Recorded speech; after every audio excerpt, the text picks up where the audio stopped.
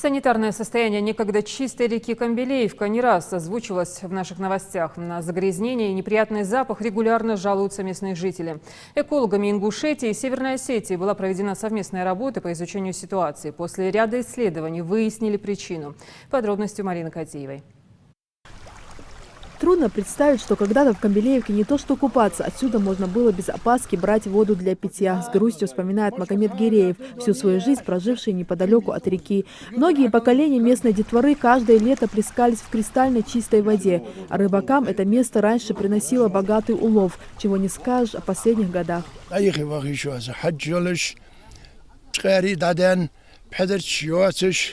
لوش بيرج ليش تمقش خن ديعوش ديعهم كم نطيعش تمقش خلص بوع متك خني تحقي خيدي عندك بركة مدير.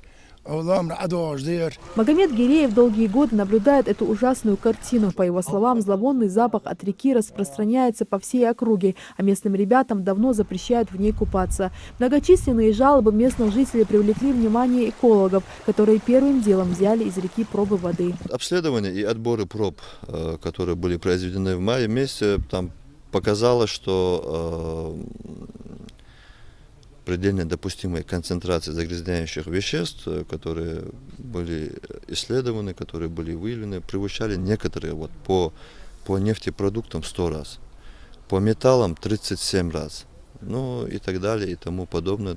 Вот данная река была очень сильно загрязнена. Источники загрязнения находятся и находились на территории Эрсу-Алани. Вся эта работа была проведена еще в мае этого года совместно с Ингушским комитетом по экологии и Северо-Осетинским управлением Росприроднадзора. Пробы делали и на нашей, и на осетинской территории, и результаты не заставили себя долго ждать. Работа идет в Северной Осетии, устанавливают источники загрязнения. По представлению прокуратуры ими закрыты 2 убойных цеха, которые сбрасывали сюда нечистоты. Ну, одним словом, работа ведется. И нами тоже как-то ежедневно есть взаимодействие с департаментом Росприроднадзора, с Министерством природных ресурсов и экологии Северной Осетии. Они работы проведутся. Есть 5-6 материалов, которые они направили в суды, чтобы приостановить деятельность тех предприятий, которые сбрасывают сточные воды в реку Камбелеевка. По словам ингушских экологов, даже водоохранная зона в Северной Осетии была полностью захламлена твердым бытовым мусором.